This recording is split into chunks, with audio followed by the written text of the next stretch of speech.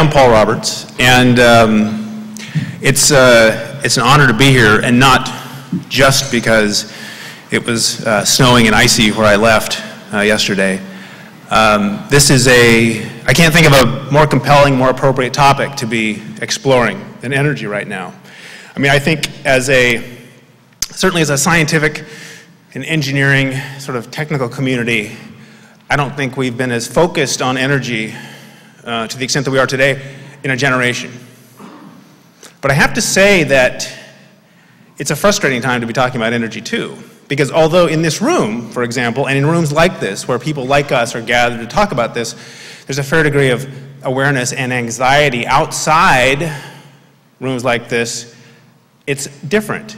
I mean, all it takes is a slight drop in the price of oil, a slight relaxation in the price of gasoline, and you will see, or sense rather, a sort of a collective sigh of relief. I mean, you've already felt it. It's like, well, we got through it. We somehow have managed once again to solve our energy crisis. I mean, you can hear people sort of drawing that conclusion. You know, there was an article in the paper a few months ago. You probably saw this. It was about this huge discovery of oil in the Gulf of Mexico, 15 billion barrels, right?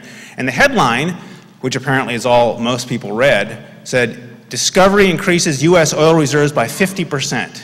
Now, if that was all you read, it would be understandable that you would come away from that encounter thinking, we're there, right? What's to worry about? It's only if you got into the article that a few troubling facts would come up. For example, the 15 billion barrel figure, that was the upper end of a whole range of estimates as to how much was under the ground. The lower end was around 2 or 3 billion barrels. And more plausible mid-range is about 9 billion barrels. All right, now that's a lot of oil. It's enough to last the U.S. for what, 15 months? All right, and you realize that the only way that that discovery can increase U.S. reserves by 50% is if those reserves were puny to begin with, right? That's not the story that gets out. That's not the story that's out there. So I'm at this dinner party shortly after that story comes out, and a fellow that comes up, and he does, I have to say, look quite a bit like the fellow from Napoleon Dynamite. And he says to me, "You must feel like an idiot because U.S. just increased its reserve by yada yada." And I said, "Look, I've got 50 cents in my pocket, and I've just found a quarter on the floor. I've increased my reserves by 50%, right? I still can't get a cup of coffee at Starbucks." You know, and then he looks at me and he says, "Great, well, we can make fuel from seawater." And in that conversation sort of encapsulates America's take on energy policy. I mean, that's pretty much it. We have a confidence that no matter how bad things get, solutions are sort of automatically being generated out there, right, by a combination of technological innovation and market forces and divine intervention, and they will be sort of presented to us. And the transition to a new energy economy is sort of happening automatically. All right, and you know, there's sort of history for this. I mean, clearly, in times past, energy economies that have become unstable have evolved. If we go back to the wood economy of England in the 17th century, as wood becomes scarce, they make the transition to coal. All right? 2 centuries later, as coal becomes less viable in the transportation sector, we make the evolution to oil. And there's every expectation that that process will continue. We'll simply keep evolving, and we will find ourselves 20 or 30 years from now in this brand new energy economy that is cleaner and more efficient and less reliant on places like the Middle East. And what's important to note about this vision is that this transition will have occurred without any intervention, all right? It simply will have happened. Now, I call this sort of thinking, this is faith-based energy policy, all right? Because that's precisely what it's based on. It's based on faith, on hope that the sort of drivers that have governed the evolution of energy economies in the past will continue to be the drivers that govern the evolution of energy economies going forward. And I have to say that personally, and I hope I'm not unique in this, that I'm not confident that that mechanism applies, at least strictly speaking as it once did. And I think that as professionals, although we may be fairly secure in our certainty that things need to change, we will encounter continually going forward people who do not share that certainty and who will need to be argued against. And when they present the argument that things are taken care of by themselves, that markets will correct automatically, and that we can essentially go back to sleep, we need to remind ourselves of a couple things. First of all, we need to remind ourselves of what the market delivered to us when this crisis began, all right? We also need to keep in mind that the things we were concerned about, our concerns about oil in particular as a long-term sustainable energy, those concerns we had 5 years ago have not fundamentally changed in the time since. Or if they have changed, they've become worse. That's what we need to spend time thinking on. And I'd like to spend a little time today sort of reviewing those factors that we were concerned about 5 years ago and still should be, and then ask what are the implications going forward. And we'll have a little time for some Q&A, and then we'll be off to the races, so to speak. And the first thing I'd like to look at is demand. All right, demand is clearly, it's worth looking at both for two reasons. One, it's going up faster than we anticipated. It's also going up in ways that we didn't quite anticipate. Now, in this country, for example, we've had high oil prices and high gasoline prices for about 5 years, and yet we are not seeing the changes in consumption that traditional economic thinking would have led us to expect. All right? We are driving more in this country this year than last year, more last year than the year before. And then people will tell you, well, we're locked into our driving patterns. You can't drive halfway to work. We can't drive the kids halfway to school, much as we might like to. And I'll agree that, but we're not locked into our car buying patterns, are we? Or we shouldn't be. I mean, it's not as if we collectively, as a nation, went down to the dealership with the idea of buying a Prius, couldn't find one, so we all came home with a Hummer. I mean, there's a broad continuum of choices in between those two endpoints, and yet we're still moving more toward the heavier end. Now, the United States has always been somewhat cavalier in the way it approaches energy consumption, but we are seeing similar sort of patterns of behavior elsewhere in the world. In Europe, for example, this is a bastion of sensible energy use. We're seeing larger cars. All right, and then we go to Asia. Asia is the huge story in energy. I mean, right now, most of the news stories you read are about what's going to happen when 350, Chinese drivers are driving, which is a pretty terrifying vision. But the real energy story in Asia isn't about consumers. It's about industry. Because Asia, or China in particular, is trying to do something that no economy, no country has ever tried. They're trying to take a pre-industrial, essentially agrarian economy, 19th century, and transform it into a post-industrial, 21st century, hyper-efficient, and they're trying to do this in the scale of a generation. All right, and a transformation of that scale and ambition takes a tremendous volume of inputs, not least energy. I mean, look at their agricultural sector. This is a country that has fed itself essentially on 200 or 300 million tiny farms of a half acre, 2.5 acres. Tremendously inefficient. The only way they've overcome that inefficiency is because they have a surplus of what? Of labor. China recognizes that if its population is going to continue to grow, and as importantly, if those people are going to eat more meat, which they are, turns out they like meat as much as we do, they're going to need a new food system. They have begun consolidating their food system. Some of those smaller farms are now slightly larger. The good news is that their productivity is going up, their yields are going up. The bad news is that in the process of this consolidation, they are unemploying or underemploying a massive amount of people. Over the next 10 to 15 years, by some estimates, there will be between 200 and 300 million underemployed Chinese farmers.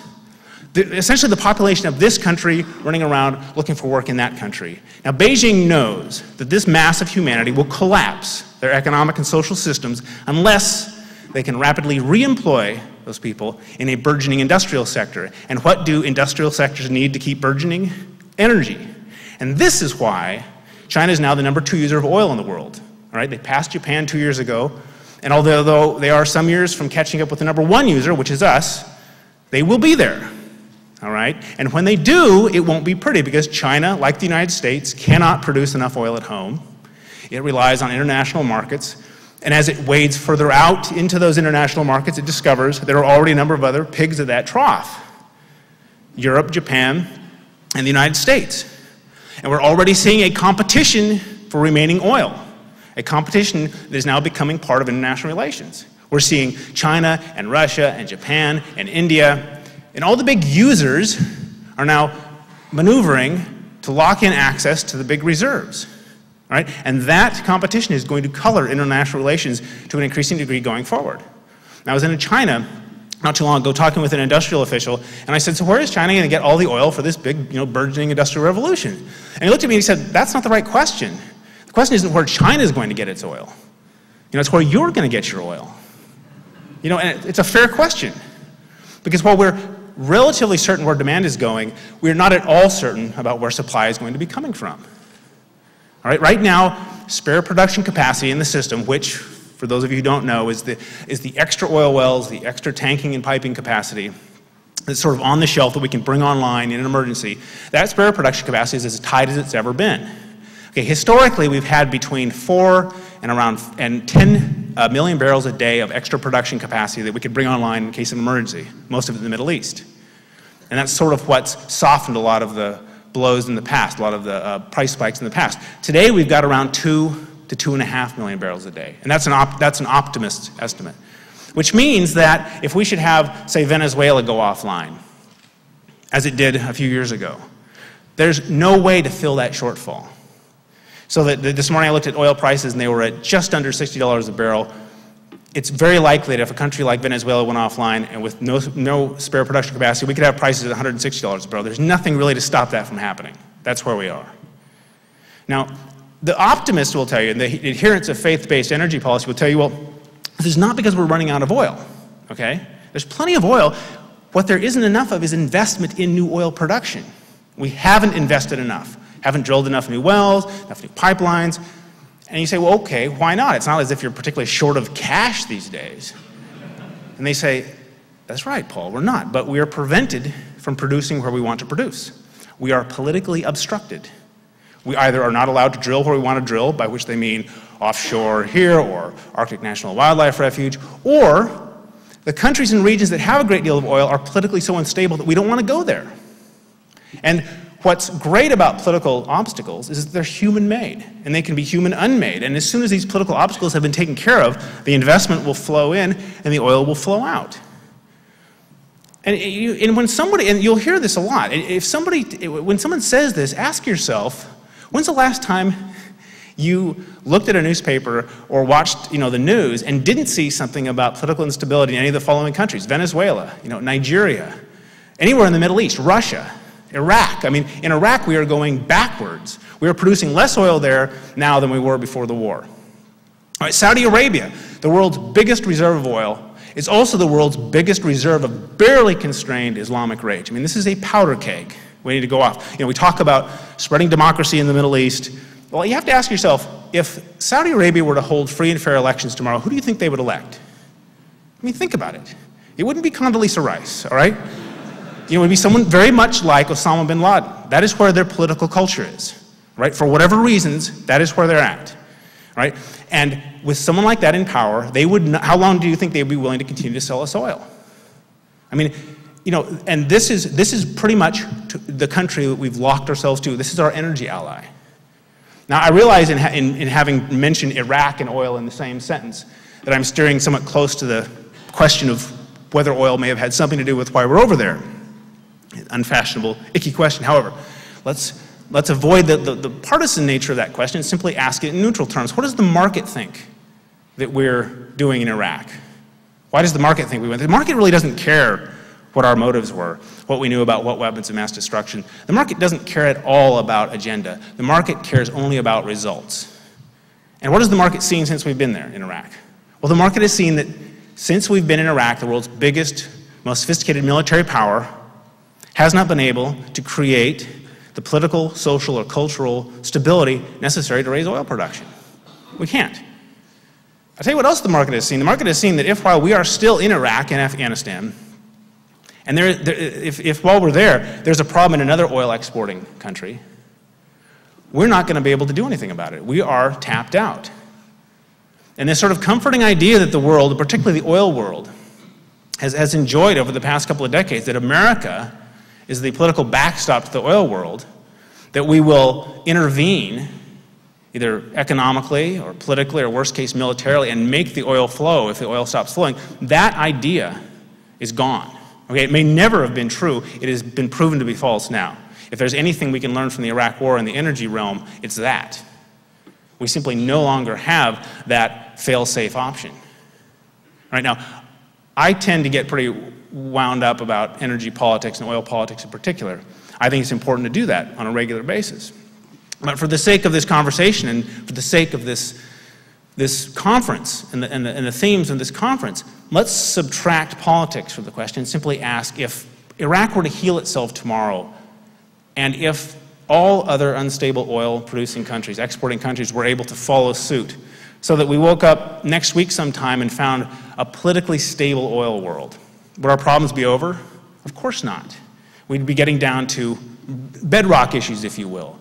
Because regardless of how stable the world is above, there is a finite supply of oil below. All right? Commodities that are finite, and I think we can safely assume that oil is finite at some point, they tend to peak once they've reached a depletion point of about 50%, give or take. And we've seen peak depletion in provinces like the United States, we're talking about it in Mexico, we've seen it in the North Sea, and of course the question is, when does the peak strike worldwide? Now I'm sure you're aware, if you've looked into this at all, there's a wide range of estimates. You have the pessimists who will tell you that the peak happened, I think one was last Thanksgiving. I love folks who are that specific. Then you'll have, and then we're in the middle of a peak. This is what a peak looks like, okay? Then you'll have the optimists, and this would include the US Department of Energy and oil companies publicly, some oil companies. You will hear that, well, yes, oil is finite, and yes, it eventually will peak, but we're not, we've got so much unconventional and tar sands, and the price will drive technological change, and we're not going to see a peak for 40 years, which is plenty of time for alternatives and better efficiency, by which they mean go back to sleep. Now, if you were running a company or a household or a country, and you were trying to make some investment decisions based on that range of estimates, it'd be pointless. I mean, that's no help at all. So what I've tried to do, and I think what a lot of folks in this line of work try to do, is based on what's going on in the market, what's the best guess? And if you do that, I think what you realize is the pessimists are a lot closer to being on the mark than the optimists are. And I'll share a couple of examples with you. Oil companies are struggling to find as much oil as they're selling. Okay, they are. Now, we shouldn't be surprised by this because discovery rates have been declining as well. For most of the last century, we found more oil on average every year. And then about the 1961 or 2, discoveries began to come down. We began finding less oil every year, to the point today where we're burning through about 30 billion barrels of oil every year, and we're finding, depending on whose numbers you use, between 10 and 12 billion barrels a year. So the ratio is 3 to 1. And keep in mind that during this period of declining discovery rates, what's happened? The technology for finding new oil has increased dramatically, hasn't it? We can see underground. We can make 3- and 4-dimensional images of oil and gas underground. Beyond that, we can also drill. We don't just drill straight down anymore. We drill horizontally.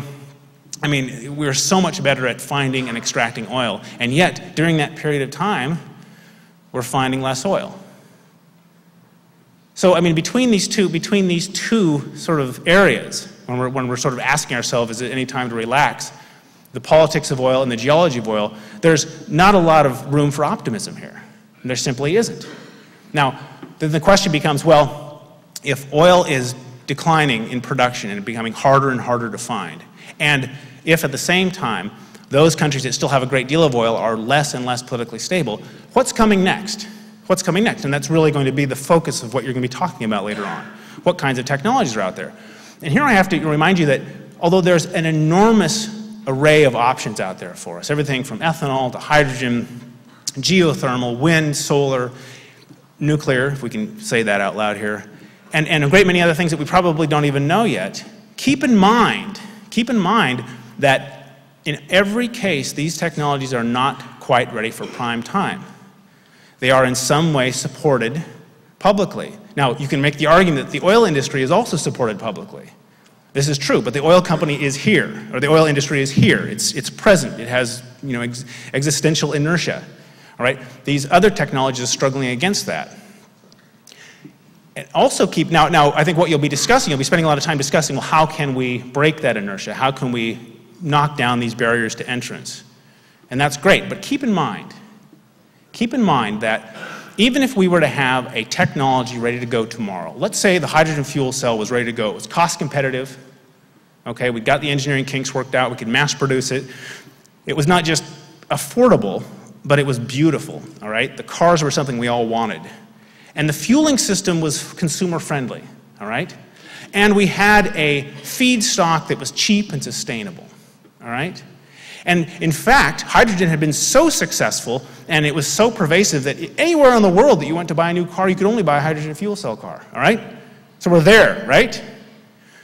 The best you could hope for to roll out a new fleet is 10 to 15 years. That's the best, because you simply cannot replace a fleet any faster than that economically. And that's an absurdly best case scenario because none of those things I mentioned, none of those conditions exists. So more realistically, we're looking at 20 to 30 years for a rollout. And keep in mind what happens to oil consumption during that period of time. Let's use 30 years. Picture, and this is the one time I wish I had a PowerPoint, but we start here at about 83 million barrels of consumption every day, right? And then as we roll out this new fleet, the curve begins to flatten out, and finally it levels off. And then it begins to decline. This is all good news, right? And then over the course of 30 years, we're using less and less and less oil, until we reach the point 30 years where the gasoline combustion engine is gone. And we now have this brand new fleet in place. And there's still a residual consumption, obviously, where oil still has to be used. But the point is we've drastically reduced our consumption, and that's great. But keep in mind the area under the curve. All the oil we had to burn simply to get there. We call this transition fuel, all right? It's a declining amount every year, but it's nonetheless a massive amount of oil we will still need, simply to fuel our transition away from oil. My point being that even if Al Gore were elected president of the world tomorrow, could happen.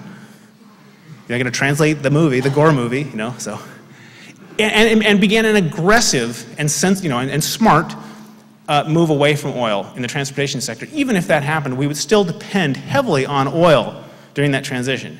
Best case scenario, which means that anything that interrupts or disrupts that supply, whether it's political that we've been talking about or some discovery that we don't have as much oil as we thought, anything that disrupts that curve, or let's say the technologies that we're counting on aren't as feasible as we'd hoped, anything that disrupts those assumptions puts us at grave peril. And that's sort of the best case. And at this point in the conversation, it's good to remind yourself of something like Saudi Arabia. I mean, they have been saying they had 264 billion barrels of oil since the 1980s. All right, it hasn't changed. So, how does that work? There is concern among people both inside and outside the Saudi oil system that even they don't know how much oil they've got. All right? So as we begin, as we both move through this conference and we begin picking apart some of the new technologies and the ideas behind them, and further, as you go out into the world to take these ideas with you and to begin sort of propagating them, keep in mind two things. First of all, there is no time to wait. There is simply no time to wait. The time is ripe. It's right now because already with the trajectory we've laid out, assumes a whole bunch of things happening in our favor that may not be safe assumptions. But one thing we can know with absolute certainty is there's simply no longer time. The time is now, right? Now, having depressed you as thoroughly as I possibly could, I want to leave you with a couple of more encouraging notes. And the first is there are lots and lots of good things happening out there in the energy world. Hybrid technology, I mean, it's not where we want to be ultimately, but it's a fantastic sort of time-buying technology. It's an off-the-shelf technology. We don't have to wait for the fuel cell to show up. The hybrids are here. They're cutting emissions and consumption in half right away. Again, they're buying us time. They're teaching us about a new kind of car. They're teaching us that transportation technology can be modular. You don't have to have an internal combustion engine driving the wheels in it anymore. You don't have to do that. You can have, think of the hybrid as an electric car, essentially, that has electric motors, and those motors don't care where they get their juice, which really opens the door in terms of our thinking and our consumer acceptance to electric cars. And we're seeing a resurgence in electric cars, which is fantastic. And that's great. Now, consumers still have some concerns. They're worried about the sound of these cars. They're quiet. There's not that deep, throaty roar. But you can do that digitally. I mean, you can download whatever sound you want. You can make them sound like Howard Dean if you want to. I mean, so you seriously. But that's encouraging. I think another encouraging thing is biofuels. I mean, we all know that ethanol is not going to fuel the rest of the 21st century. But technologies that spring up around that are going to be critical part of the energy economy going forward. And 5 years ago, we weren't even having that debate. 5 years ago, ethanol was stuck in the margins and that's it. And now it's become a huge part of the discussion. So it's a luxury to be having that debate. And I think the last encouraging bit is simply that you're all here. I mean, this is the theme of this conference is energy, and around the country and the world, conferences, professional conferences, scientific conferences, engineering conferences, students are coming together around these themes, and they're spending time listening and they're thinking about it. And that is absolutely critical, because it means that a critical mass, at least intellectually, has been reached. You know, people now consider energy to be as important as, say, well, almost as important as sex education. I mean, I always argue that we should be teaching it in schools with the same concern that we have about sex education, because really, what's the point of teaching your children about how to reproduce if the world that they're going to be reproducing into, is so bleak? Now consider, what would the Texas Textbook Commission have to say about how energy is discussed? I mean, they would get just as worked up. But the point is that's absolutely where we need to be, in terms of how we approach this from a societal standpoint. And at least I'll leave you with that we can't allow this to be a stopgap measure. We can't simply patch. The problem cannot be a patch. The cliche thing about the Chinese word for crisis is the same word for opportunity. Well, there's a huge important truth in that. Because right now what we can do, we can come up with a patch solution. We can go mine tar sands up in Alberta and produce a cheap synthetic crude. We can turn coal into a liquid fuel. We can do all those things, but there are tremendous costs, particularly in terms of climate. And we'll have to sequester carbon, etc. Those things can be done, but the point is, if we go for a patchwork solution, if we simply address this solution long enough to get us reelected into office, for example, we'll be back here in 5 or 10 years. All right? I think this is an opportunity to reinvent the way we use energy, produce energy, and think about energy. And the reinvention begins in places like this. So, I want to thank you very much for being so attentive. I want to wish you the best for the rest of the conference, and thanks for coming. Good afternoon.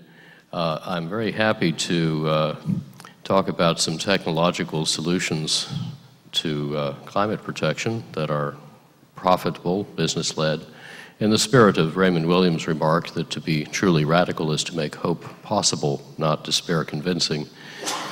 So let me start with the riddle of why is climate protection like the Hubble Space Telescope? Well, they were both messed up by a sign error. Someone mixed up a plus and a minus sign. The political debate around climate protection is all about who will bear the costs, burdens, and sacrifices this is presumed to require.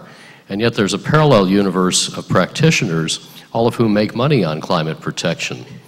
If these two universes ever meet and we discover that climate protection is actually about profits, jobs, and competitive advantage, that will make the politics very much simpler and obviate the dilemma that friend Severin just talked about. Now, whether or not one believes climate change is a problem, smart companies are racing to solve it in order to make money. For example, 2 of our biggest chip makers in the world have been cutting their carbon emissions 6% a year, with typically 2 or 3 year paybacks on retrofits. DuPont set an ambitious goal of, by 2010, cutting its energy use per dollar of product 6% every year, while shifting substantially to renewables for both energy and feedstocks, and cutting their greenhouse gas emissions by 65% below the 1990 level. That sounds awfully hard. How are they doing? Well, by 2004, they were 72% below the 1990 level. They were producing 30% more product with 7% less energy, and they made $2 billion profit on the deal. By 2006, that was an 80% saving below 1990, and they'd made $3 billion profit on the deal because efficiency is cheaper than fuel. BP similarly met its goal for operational carbon reductions 8 years early, they bashfully said no net cost, so I probed a little, and they eventually admitted they'd made $650 million profit by substituting efficiency for fuel. That's now $1.6 billion. Interface has cut its greenhouse gas emissions in absolute terms by over half, 2/3 of it through energy efficiency, very lucratively, and that's a rate of GHG reduction of nearly 8% a year. TI, Texas Instruments, is just commissioning a new chip fab we helped design that is built in Texas, not China, because we cut $220 million out of the capital cost while saving 1/5 of the energy and a third of the water. The next one will probably save over half the energy and cost even less to build. So while the politicians continue to lament and debate costs, the smart companies are racing to get to the profits before their competitors do. Now, we don't actually need a great deal of this activity to have a big effect. Economic theorists normally assume that the energy intensity of the economy, how much primary energy we use per dollar of GDP, will continue to drop by about 1% a year worldwide. But if that were 2% a year, CO2 emissions would level off. And if it were roughly 3% a year, it would drop fast enough to stabilize the Earth's climate near as we can guess. Is 3% a year actually feasible? Well, in this country, we've been doing it in many periods of both high and low energy price without even paying attention. And California has done consistently about 1 percentage point faster than that. So our new houses here are 4 times more efficient than they were 30 years ago, and we're still saving a great deal more. China has done for over 20 years, over 5% a year reduction in energy intensity from, of course, a very inefficient base. And for 4 years, they did nearly 8% a year. Then they came off the rails with the new construction boom, but probably this year they'll get back on track. They are the only country for which the top priority in development strategy is energy efficiency. And attentive companies, some of whom I've just listed, routinely save 6 or 8% a year. So what's so hard about 3? And since everybody up here made money doing efficiency instead of burning fuel, why should 3% a year even cost anything instead of profiting us? Now, it turns out that in this country, over half of our oil and gas and over 3/4 of our electricity can be saved at below the short-run marginal cost of producing it and delivering it from existing capacity. Even Japan, which in aggregates looks like the most energy-efficient country, can profitably save about 2/3 of its energy, according to a very good engineer who's president of Tokyo University. I think he's right. So noting that 2/5 of the CO2 emissions from fossil fuel come from burning oil and another 2/5 from running power plants with almost no overlap between the two, let me talk in turn about those two. And the other bits are directly used coal and gas that follow very similar principles. In September 2004, my team published an independent, detailed, peer-reviewed, transparent, and so far unargued with roadmap called Winning the Oil Endgame, co-sponsored by the Office of the Secretary of Defense and the Chief of Naval Research, and written for business and military leaders around competitive strategy for cars, trucks, planes, oil, and military. You can get the whole thing and its 24 technical annexes free at oilendgame.com. And its thesis is that by the 2040s, the U.S. can have eliminated its use of oil altogether and revitalized its economy, led by business for profit. So the transition could look like this. The official projections show oil use and oil imports rising towards the northeast corner, these red lines.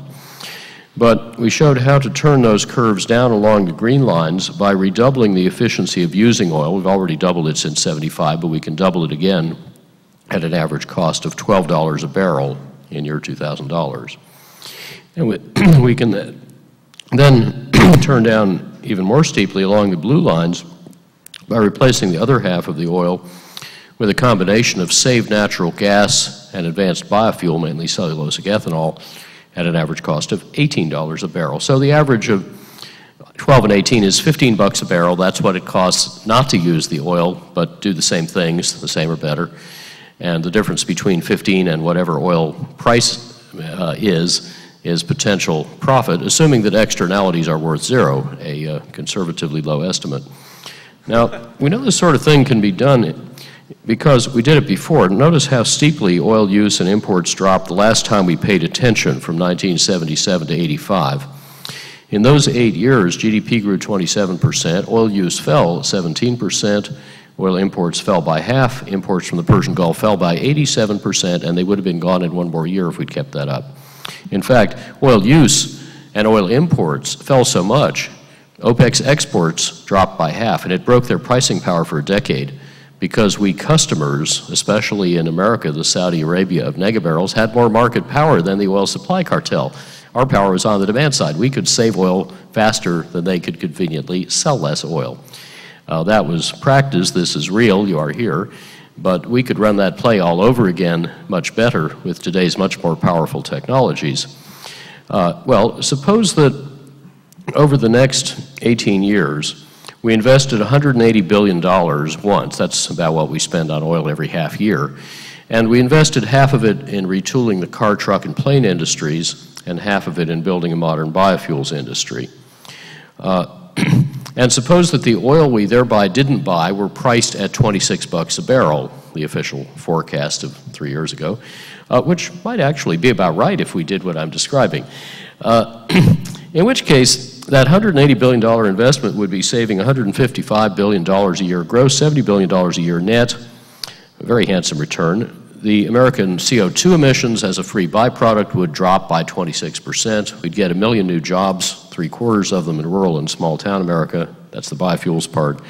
And we would get to save 1 million jobs now at risk, mainly in automaking, where we have a really simple choice. Do we continue importing efficient cars to displace oil, or do we make efficient cars and import neither the oil nor the cars?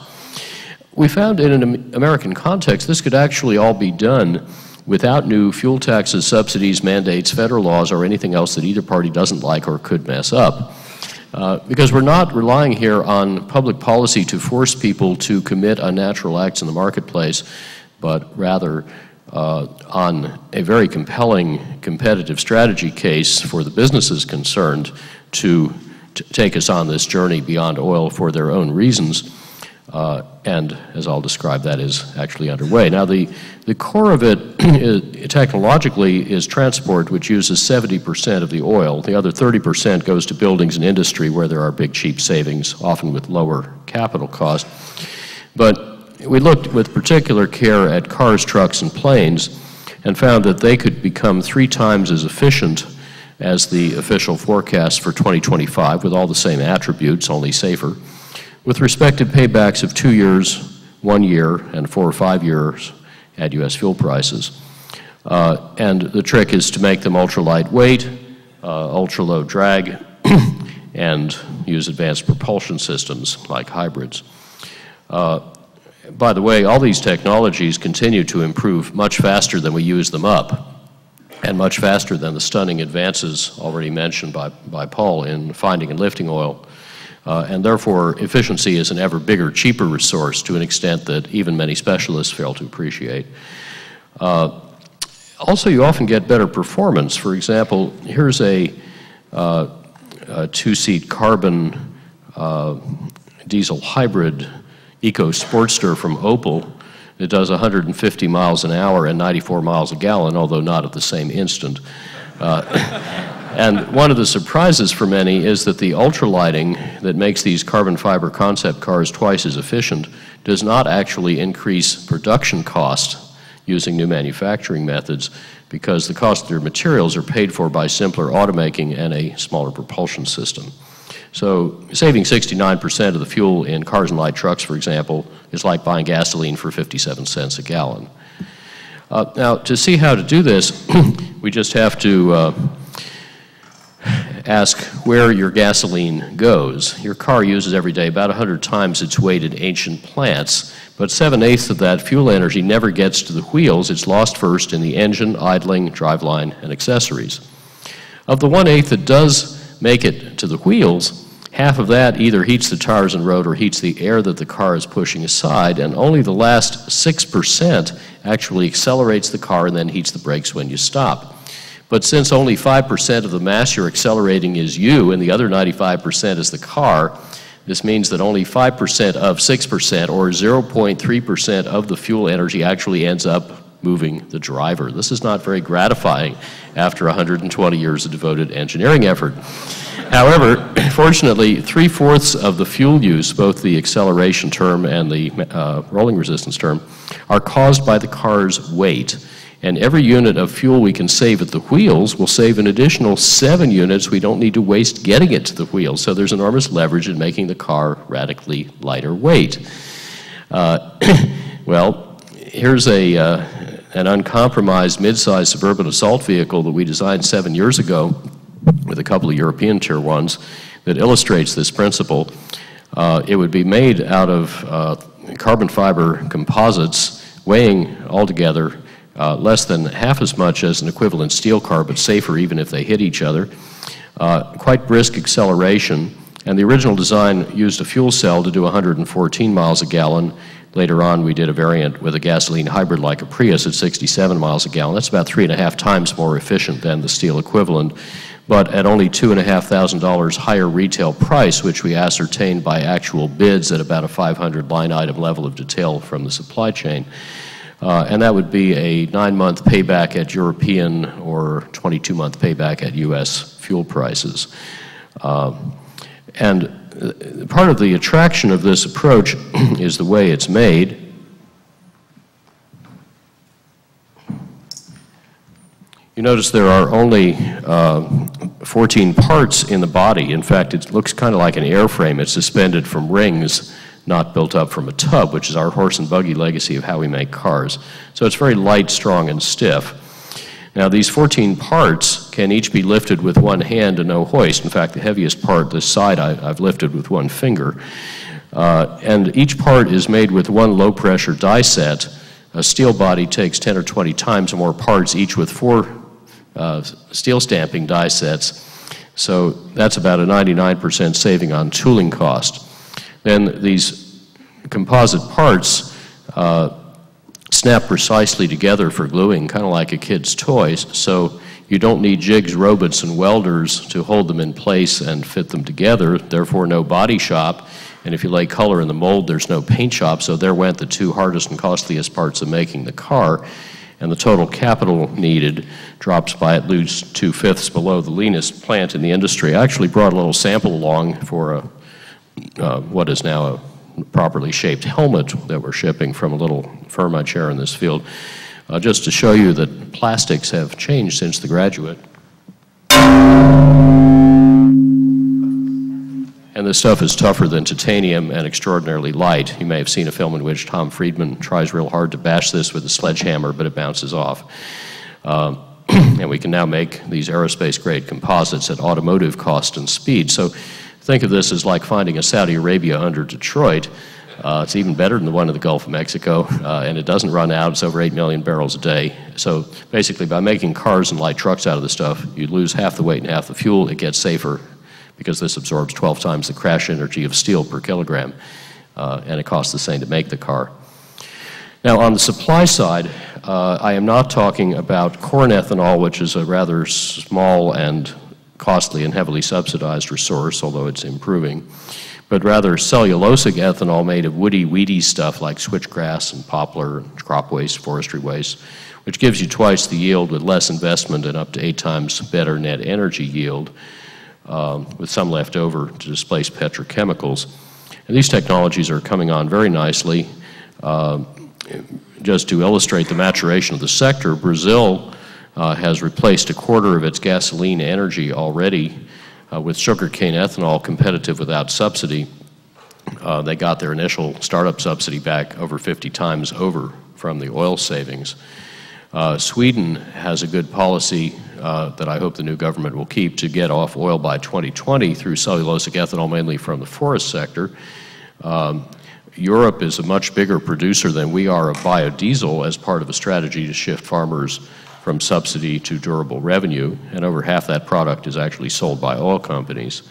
Here's how the moving parts fit together in the U.S. Instead of needing 28 million barrels a day of petroleum products in 2025, we could displace almost 7 of that with efficiency costing an average of $12 a barrel by then, and still be in the process of saving another 7 as we complete the slow turnover of the vehicle fleets. We would get almost 6 from biofuels and the like, almost 2 from no-brainer substitutions of saved natural gas. We can save half our gas at about 1/8 the recent price, very straightforwardly. and then we would get almost 8 of forecast domestic production from areas already allowed, and still need 5 from someplace else. Where could we get that? Well, maybe we should buy more efficiency, it's so cheap, or wait a little longer and get the rest of it that we're still working on at that point. Or we could, of course, continue to buy oil from, say, Canada and Mexico, and by then the WTO will have made us drop our illegal 100% tariff on Brazilian ethanol, let that in, they'd love to sell it to us. Oh, but I haven't yet accounted for most of the saved natural gas. And it turns out that's enough, if directly substituted, to fill the rest of this oil balance. Or if even more profitably we were to make it into hydrogen, which you can use a lot more efficiently than oil or direct gas, then you could also displace the domestic oil this way. And I haven't counted other options. For example, just in the Dakotas, there's enough very windy available land to make cost effectively by then enough wind power to make enough hydrogen, 50 megatons a year, to run every highway vehicle in the country at these levels of efficiency. Now, we're busy implementing this through a quiet little effort at our institute I'll let you in on. We call it institutional acupuncture. We figure out where the business logic is congested and not flowing properly. We stick needles in it to get it flowing. We need to flip the behavior of 6 sectors, and I'd say we're past the tipping point already on 3. One is aviation, where Boeing is beating Airbus with an efficiency leapfrog strategy based on advanced composites. Heavy trucks, where Walmart has already demanded from its suppliers doubled efficiency trucks, and we're broadening the buyers consortium and speeding innovation in that sector. And then they'll go to tripled efficiency, which is 60% internal rate of return. And military, which is just now emerging as the federal leader in getting the nation off oil, so they needn't fight over it. They can have neg emissions in the Gulf, mission unnecessary. They really like that idea.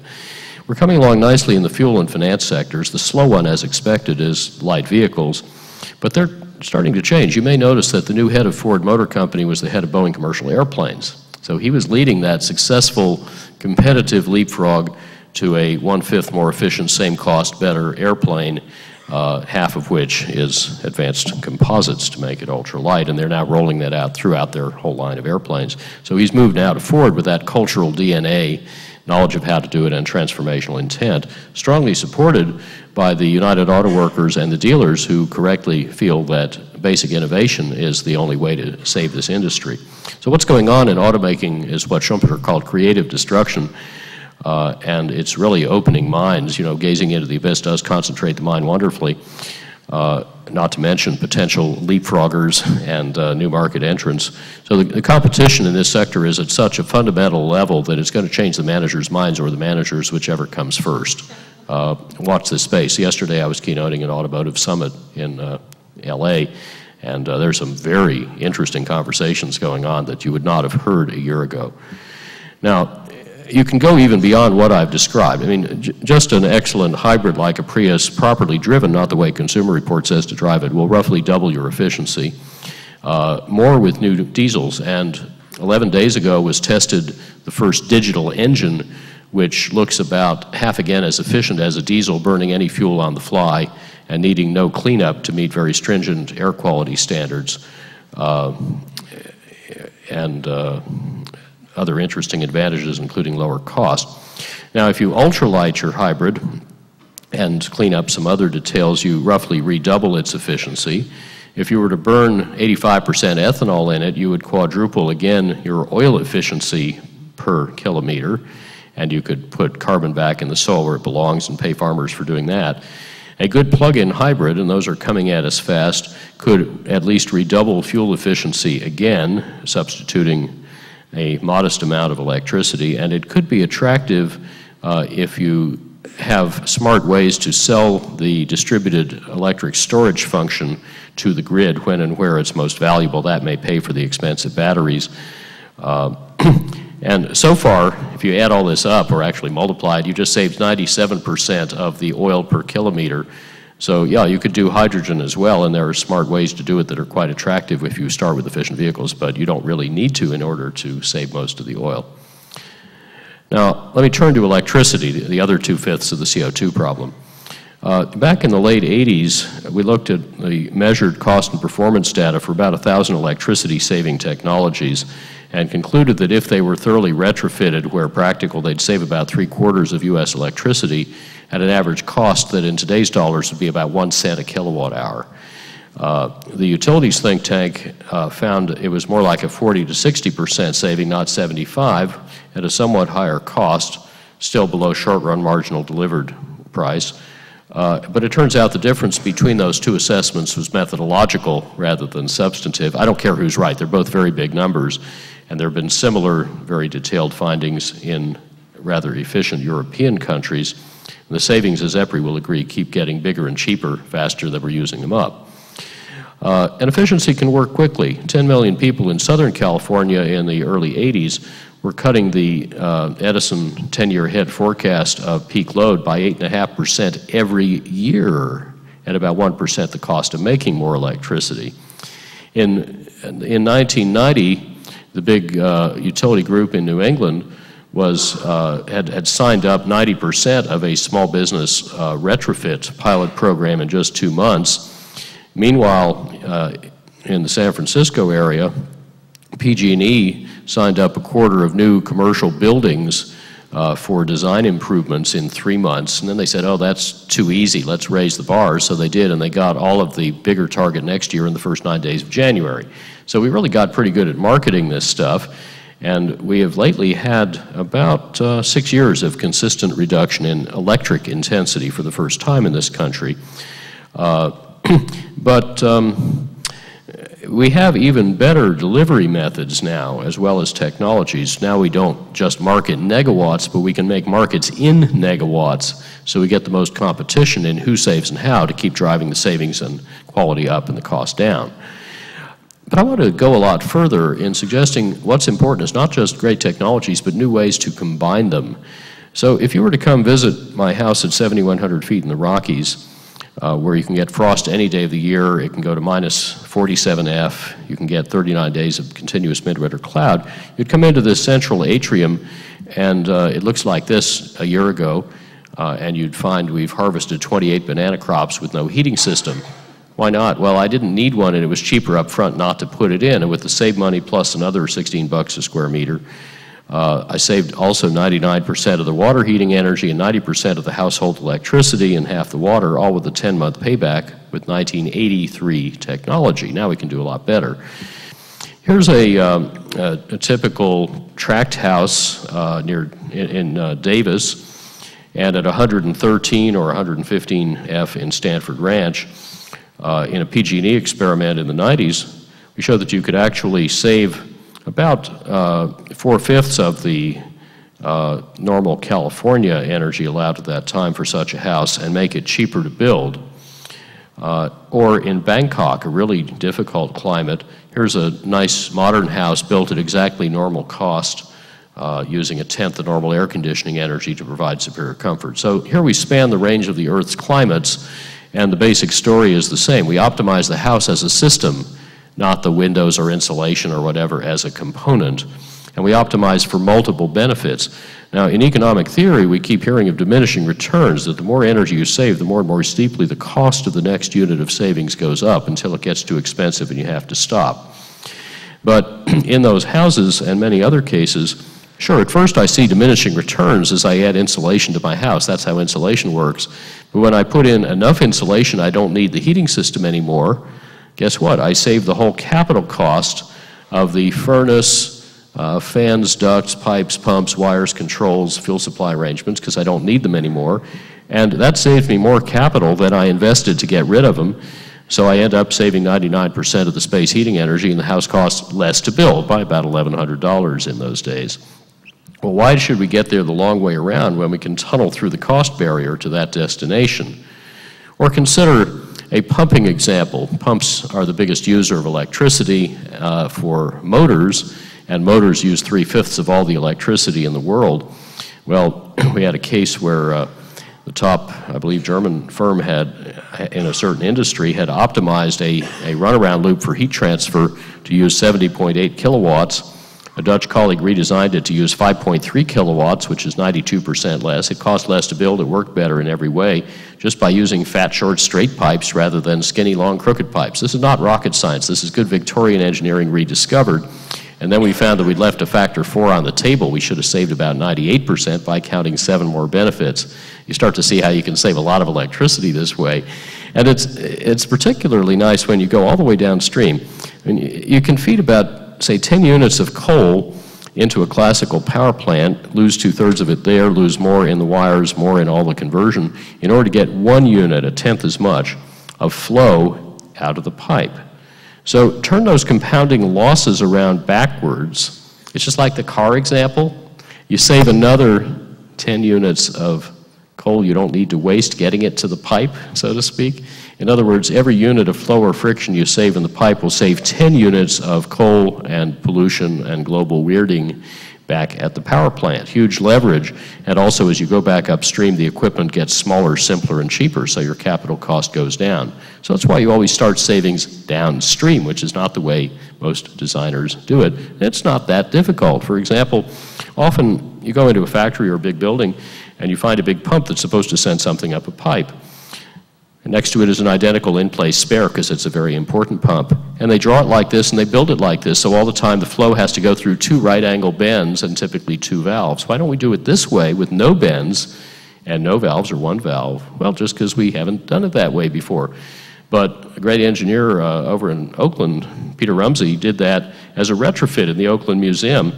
And he ended up, in this case, saving 3/4 of the pumping energy with these Y bends, sweet bends. You notice this pipe's running diagonally through the air. To do that, you tell the plumbers and pipe fitters to lay out the supply pipes as if they were drains, right? Because they got another part of their brain that knows that if drains have bends, they clog.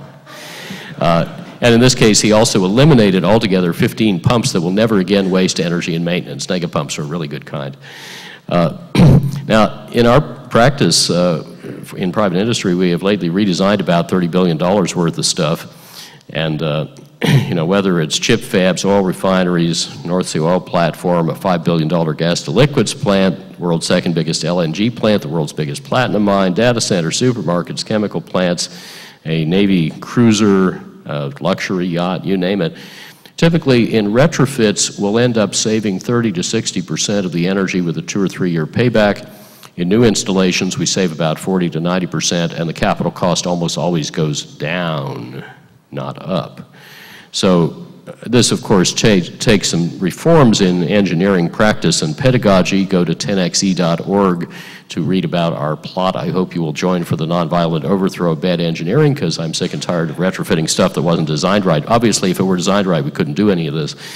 But we have now demonstrated tunneling through the cost barrier in 29 sectors, so we think it's real and generalizable, and we understand pretty well how to do it. And actually, it works also at a macro level, even without those innovations in design, just by better appliance and building efficiency standards and rewarding utilities for cutting your bills, not selling you more energy.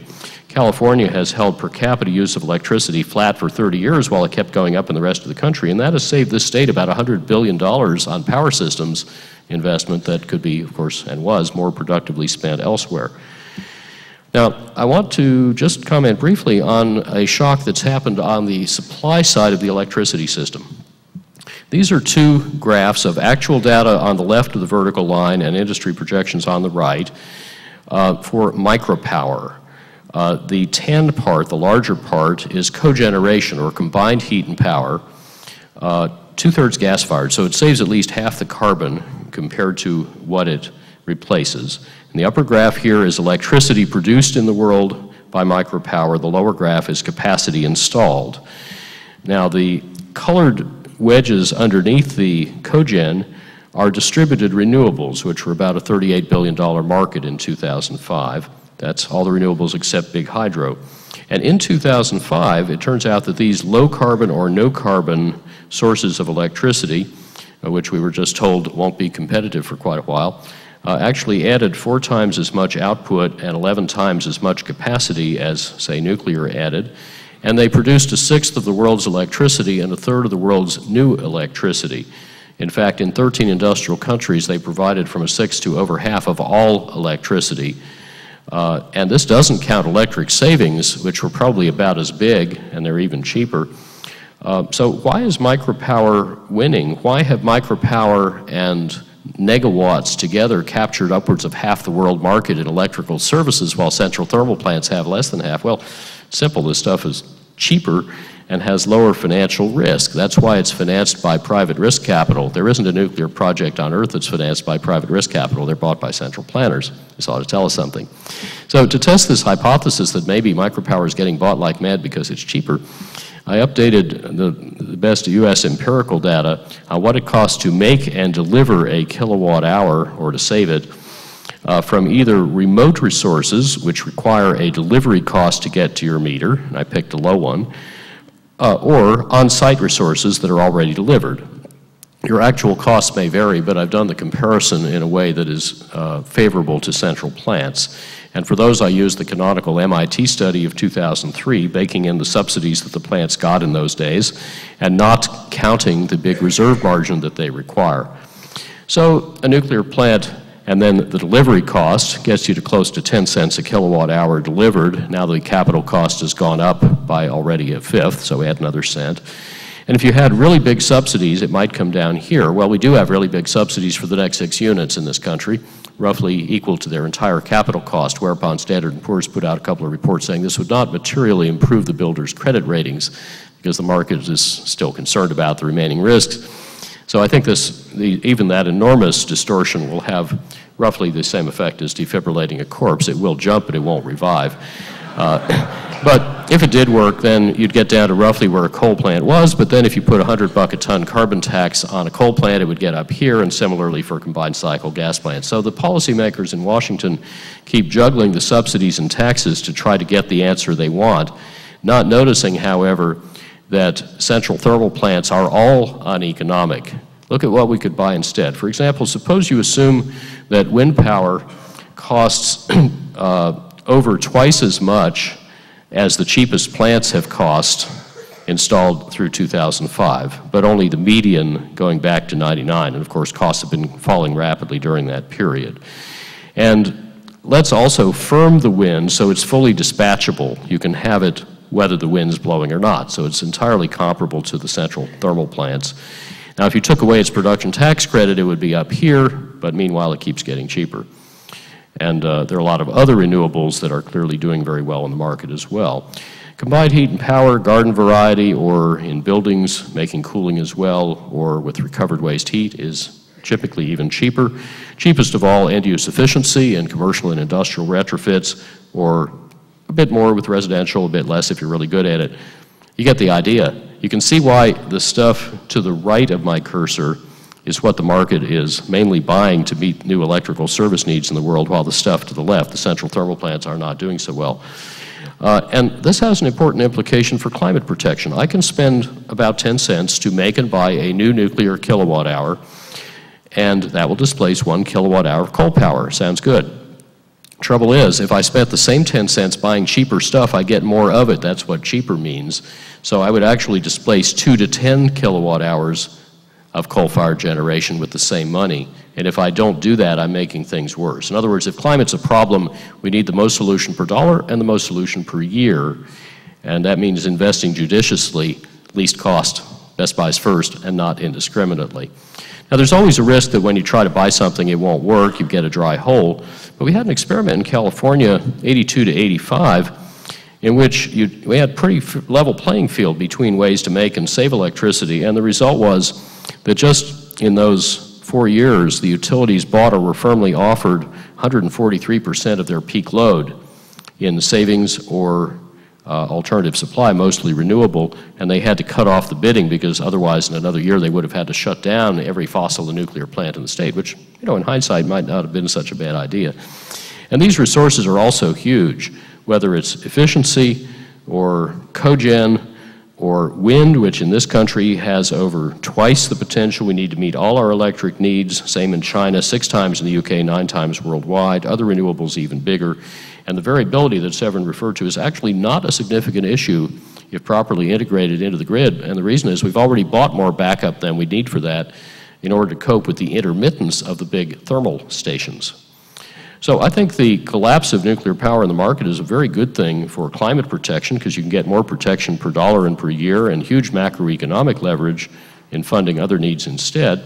And you also inhibit the spread of nuclear bombs by taking away the innocent-looking civilian disguise and the ingredients of do-it-yourself bomb kits. The way to get there is to take markets seriously, not literally, and let all ways to save or produce energy compete fairly, no matter which kind they are, what they are, where they are, how big they are, or who owns them. This is pretty much the opposite of present energy policy. But I think such a market-based energy policy would make the oil and climate and proliferation problems go away, and we'd have a richer, fairer, more democratic, cooler, and safer world. So I'm grateful for your kind attention. We are, of course, the people we've been waiting for. Just remember Marshall McLuhan's remark, if this seems too good to be true. He said, only puny secrets need protection. Great discoveries are protected by public incredulity. But it's your move. Thank you.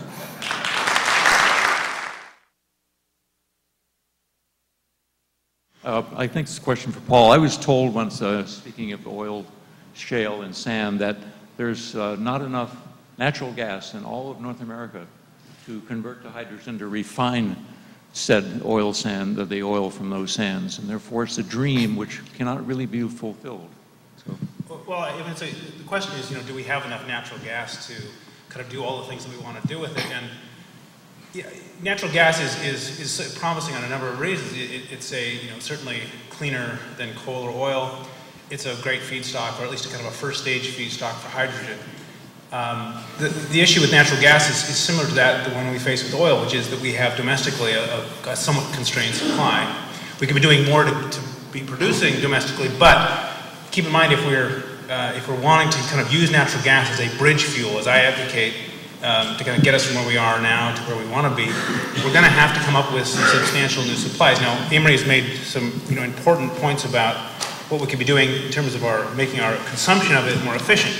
But supply will have to increase, and the two kind of primary ways of increasing it, whether you're trying to use it to refine shale oil or whatever, are through imports, big pipeline from the north or LNG shipping. Both are expensive, both are politically challenging, and LNG in particular. I mean, you're living in kind of ground zero of LNG proposals. Everyone here is in favor of clean natural gas, but no one wants to put up with the regasification facilities to bring it in. And I think this really raises an important point about the energy economy of the future. Many of us have the luxury of not having to look at our energy infrastructure. We might bitch and moan about some overhead transmission lines, but for the most part, the dirty work can be done elsewhere. It'd be done either in Virginia, in a coal mine, or in Saudi Arabia, and we can enjoy the benefits of the energy. And it may be that the energy economy of the future, we have to look at it. It may be, our roofs now look differently. Our cars certainly will look differently. But energy consumption and production will have to begin to look much more visible, and we'll have to be much more conscious of it. So I think natural gas is probably one of the first places that sort of new reality is going to dawn. Let me draw a little distinction. With the new shell process for for shale oil, you wouldn't actually need to put in hydrogen to refine the stuff, because it is in effect refined in situ. And the big question is whether the in situ heating of the rock to drive off essentially refined products is done with electricity or gas, and there's still experiments going on to figure that out. I think the process will still be grossly uneconomic compared to what I described, but it's a reasonable thing to have in Shell's portfolio to try it out as an experiment on the scale they're doing, which is very small, and see what the numbers are. In the case of tar sands, natural gas is a big deal, although I think they actually run out of water first, and maybe Michael Moore will tell us later which gets you first. I don't think the LNG folks will actually make money. They need about $3.50 or offshore $4 gas, but for less than $1 per MCF or gigajoule, we can save half the gas in the country, and I think that's a very conservative number. The biggest part of that saving, roughly 8 of the 12 TCF a year we can save, is actually from saving electricity, particularly on peak, which we make very inefficiently in simple cycle combustion turbines burning gas. They're so inefficient that if you save 1% of the kilowatt hours in the country, including the peak hours, you thereby save 2% of all the gas in the country and cut its price 3 or 4%. So gigantic leverage there, and somebody here, I think from Dow, thanks to Dow for first pointing out that huge elasticity of substitution, and it's very much in the interest of the petrochemical companies that want affordable gas so they can stay on shore to promote that kind of saving, which means in 48 states we ought to start rewarding utilities for cutting your electric bill, not for selling you more electricity. By the way, we have done that decoupling and shared savings for natural gas in 8 or 10 states, and outfits like NRDC and Energy Foundation are spreading it gradually to the rest of the country. Thank you. We have any questions over on this side? I know. Yeah. One right here. Please stand. I have a question for each of you.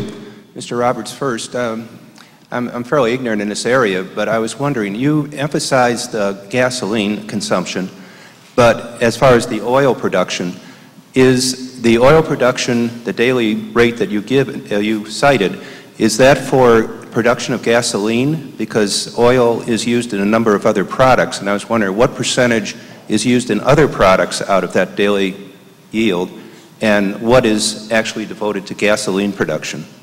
That's a great question. I mean, more than half of the oil that's produced worldwide goes into transportation fuels. When we're talking about, and then, you know, it's roughly, I believe it's roughly half between diesel and gasoline. Then there's, you know, smaller gradients of air, you know, jet fuel. Then we have, you know, the kind of industrial lubricants. So when we're thinking about what it would cost to our economy to lose oil, for example, obviously the biggest hit is in the transportation sector, and that's where it's been the hardest to replace. I mean, we used to burn oil to make power, you know, to make electricity in this country, and now that became so expensive that we moved to things like coal and nuclear power, natural gas. But it was easy to substitute, whereas we've struggled, you know, for a century really to find some substitute for oil in the transportation sector. But when people talk about the oil problem, they're really focused on transportation, because in almost all other sectors it's replaceable. In transportation is where it's been the hardest. There are shifts in the product slate in the future I outlined, and you'll find them in our book. The big surprise to a lot of people is that companies, or typically countries, because they own 94% of the reserves, that own oil in the ground will actually make more money in a world that buys no oil. And the reason is that the hydrogen in a hydrocarbon is typically worth more without the carbon than with the carbon, even if nobody pays you to keep carbon out of the air. The reason is you can use hydrogen 2 or 3 times more efficiently in a good fuel cell than you can use hydrocarbons in a good conventional engine. And therefore you'll make more money ultimately taking hydrogen out of your hydrocarbons with a reformer than putting more hydrogen into them in a refinery. In this sense, the highest and best use of coal will be to pull hydrogen out of steam in a way that's carbon sequestered. And 3 of the world's top 5 coal producers now understand this and are revaluing their coal assets through the lens of the hydrogen value chain. Second question for you. You mentioned wind energy, and I don't have the facts on this, but I heard somewhere in the past that when you have a wind farm, that changes the local weather patterns and causes peripheral problems because of those farms. No. No. And do you know anything currently, is there any interest in coal gasification as an alternative? I'm sorry, about what? About coal gasification as an alternative energy concept at this point? It was during the Carter administration. Yeah, like coal liquefaction, it's made largely of capital and water. The coal part is a lot less important. Gas to liquids, especially in places with stranded gas like Qatar, make more sense. And I've actually helped redesign such a plant recently for major capital and energy savings. But even with that redesign, it is still grossly uneconomic compared to the efficiency and some biofuel options that I outlined.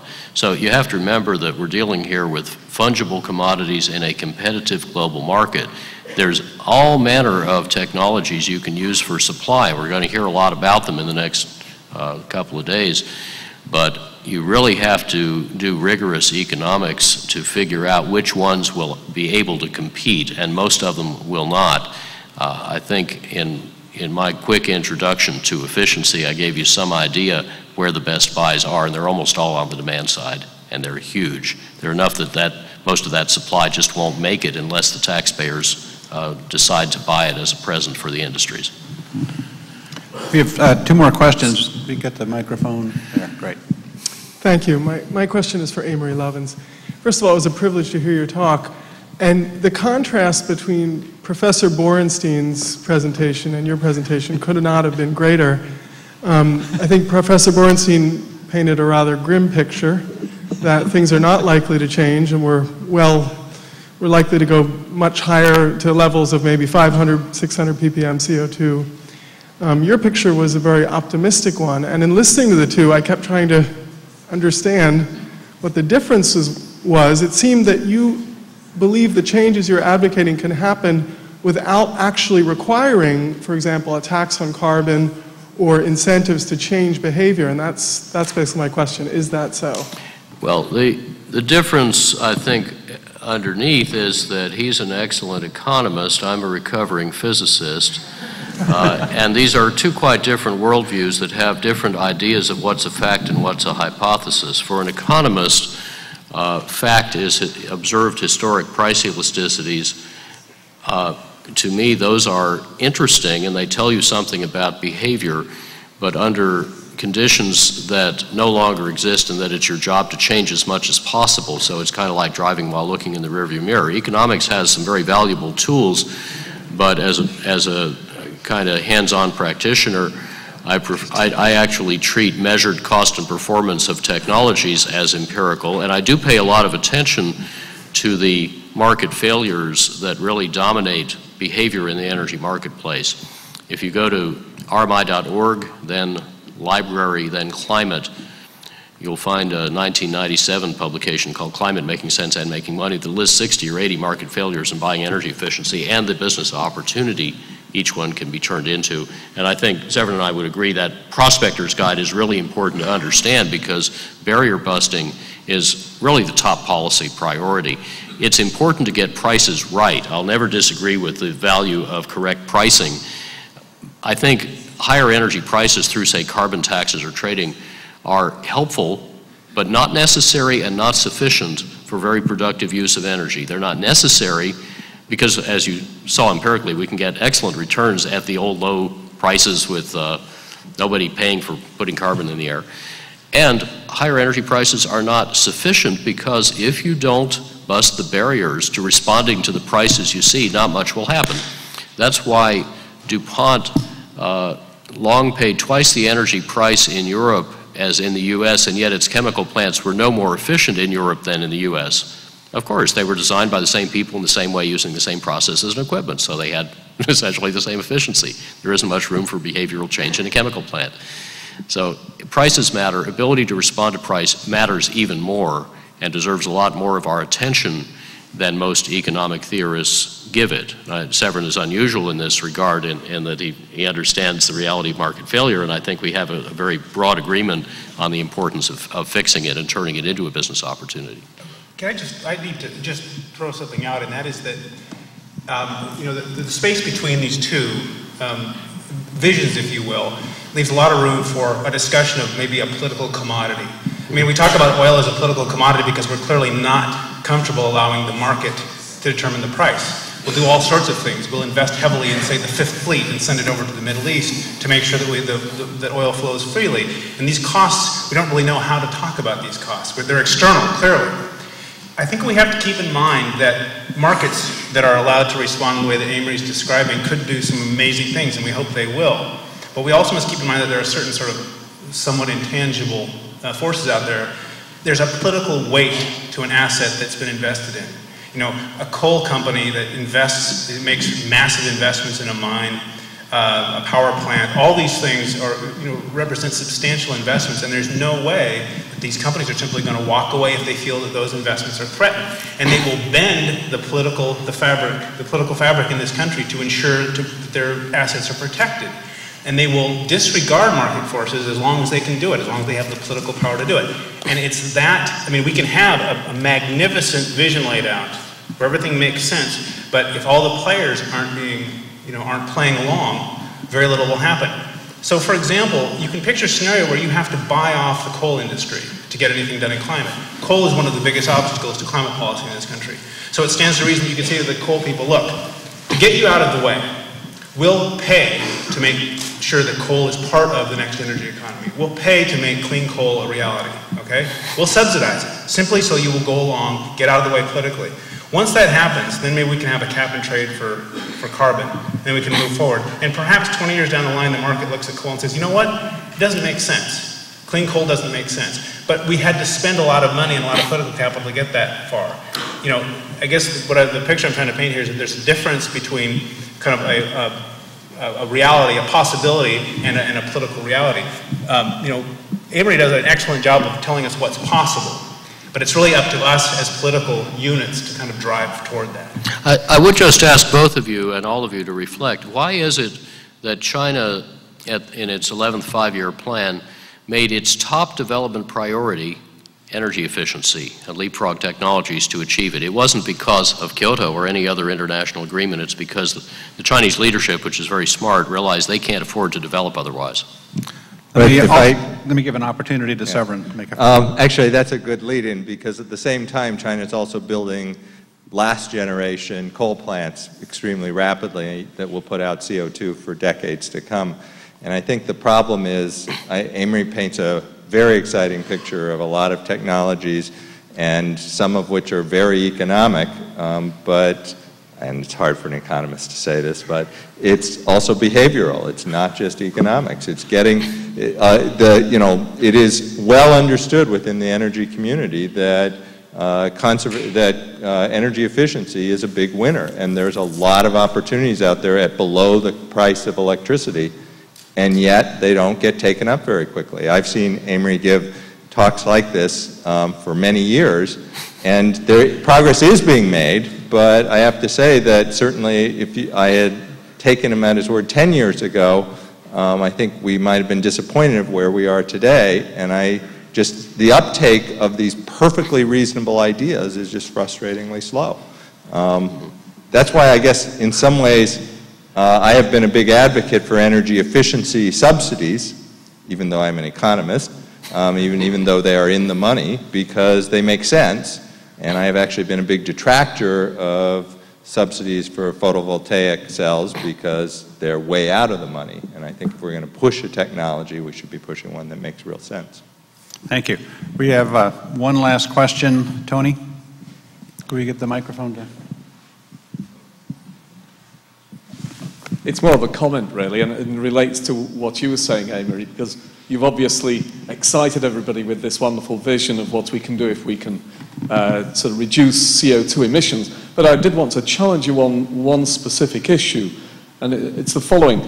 If we completely stop CO2 emissions tomorrow, not cut them by 3% a year for the next 20 years, but stop them completely tomorrow, the world is still going to continue to warm up for the foreseeable future, because there's more energy coming in, reaching the surface of the Earth, and is going out.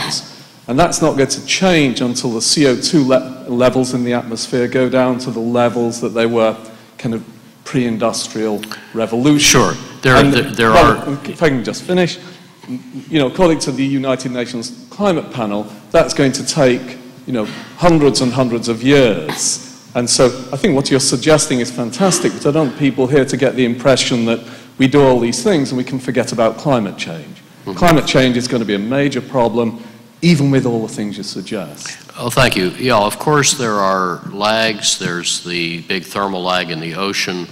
But my point is, instead of going from 380 to 450 and points north, we could actually stabilize around 400, 410, and then come down rather quickly beyond that.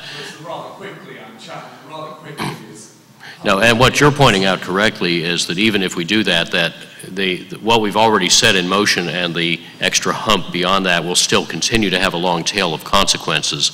It's just that we can make those enormously less, and there's at least reason to hope we could avoid some or all of the abrupt climate change scenarios that otherwise would become highly likely. So I think it's a matter of urgency to follow that kind of trajectory. And it is, and Severin's right. I mean, I've been laying out this thesis for 20 or 30 years, even in a book in 81 called Least Cost Energy Solving the CO2 Problem, with all the graphs of how to do that.